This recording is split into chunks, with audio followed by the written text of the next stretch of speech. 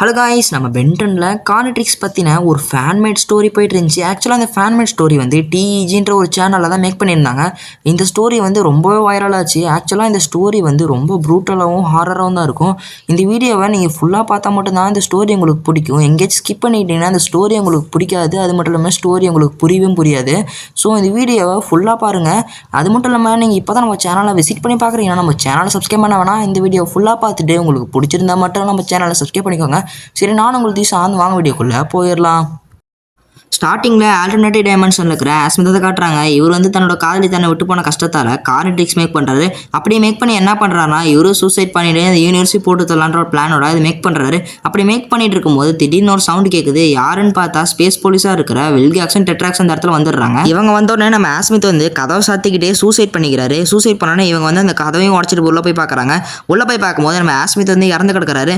அது மட்டும் இல்லாமல் இந்த கார்னிட்ரிக்ஸ் சக்ஸஸ்ஃபுல்லாக எடுத்துக்கு போயிருந்திருக்கு. அது போனதை பார்த்தோன்னே இவங்க வந்து ரொம்ப கடுப்பாக வராங்க. இவங்க கடுப்பானோடனே பக்கத்தில் இருக்கிற நோட்ஸை இவங்க எடுத்து பார்க்குறாங்க. அதில் என்ன இருக்குன்னா, நான் மட்டும் இறந்து போகல, இந்த யூனிவர்ஸும் கொண்டாதில் முடிஞ்சு போயிடும் அப்படின்னு சொல்லியிருக்காரு.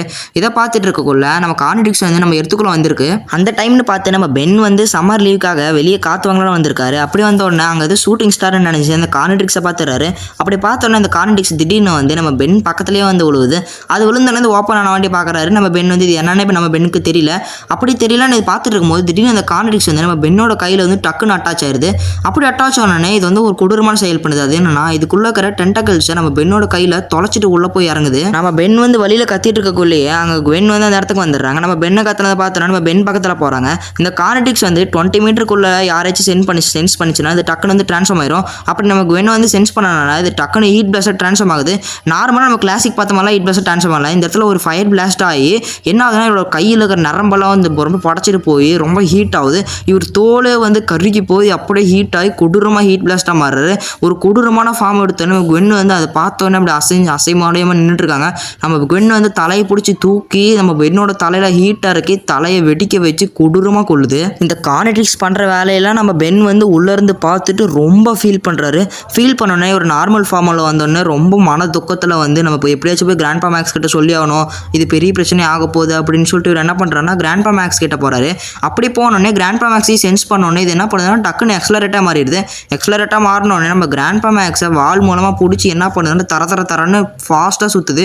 அப்படி இது பண்ண வேலையில் நம்ம கிராண்ட்பா மேக்ஸோட உடம்புல இருக்கிற எல்லா பாட்டும் தனித்தனியாக போயிருக்கு.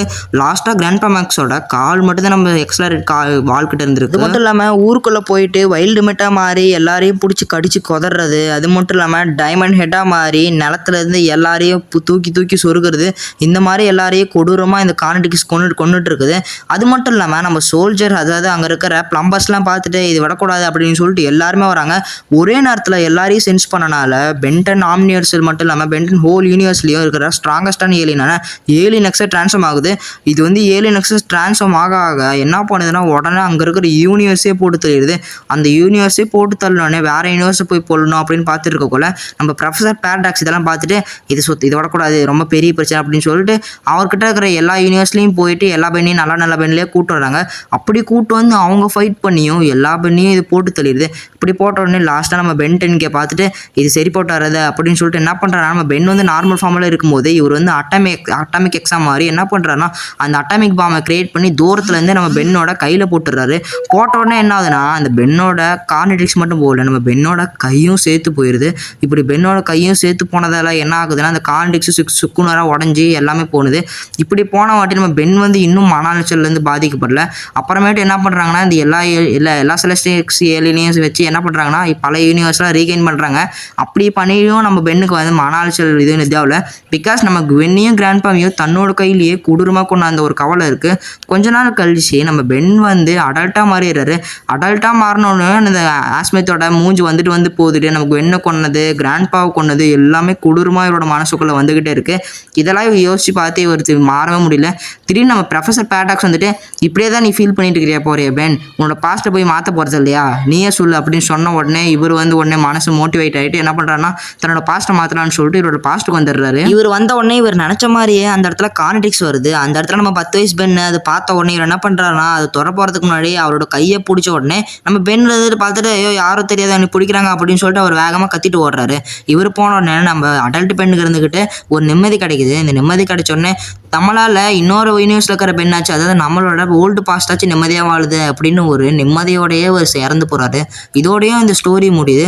இந்த ஸ்டோரி பற்றி நீங்கள் என்ன நினைக்கிறீங்கன்றது கமெண்ட்டில் மறக்காமல் சொல்லிடுங்க. இந்த ஸ்டோரி எனக்கு கொஞ்சம் சோகத்தையும் ரொம்ப பிடிச்சிச்சு. உங்களுக்கு சோகத்தை கொடுத்துச்சான்னு கமெண்ட்டில் மறக்காமல் சொல்லிடுங்க. அது மட்டும் இல்லாமல் நம்ம சேனலை சப்ஸ்கிரைப் பண்ணிவிட்டு பக்கத்தில் இருக்கிற பெல்லை காண வச்சுக்கோங்க. அப்போ தான் இந்த மாதிரி இன்ட்ரெஸ்டிங்கான வீடியோஸ்லாம் மறக்காமல் நோட்டிஃபிகேஷன் உங்களுக்கு உடனே வரும். So by guys.